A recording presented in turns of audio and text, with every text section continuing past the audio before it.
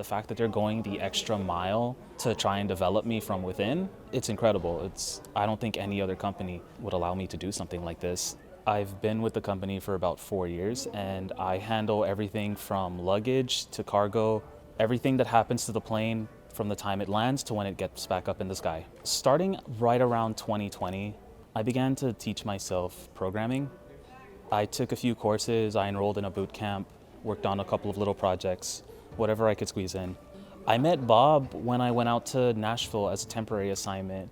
He was doing just a meet and greet, walking around introducing himself to the agents, and I was working on a little bit of code at the time. He asked about what I was doing.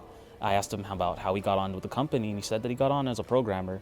I told him, hey, if there's any way that they have any openings, I'd love to try out for one. And he says, well, I can definitely put you on with recruiters because we're looking for people right now for our technology division. And he's followed up with me, even congratulating me when I got the job. He was the one who actually broke the news to me.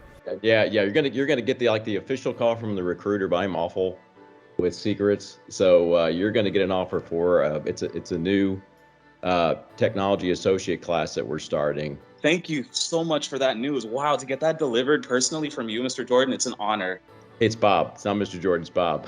I've been, I love my career at Southwest. I've just been looking for a way to get started helping in another way.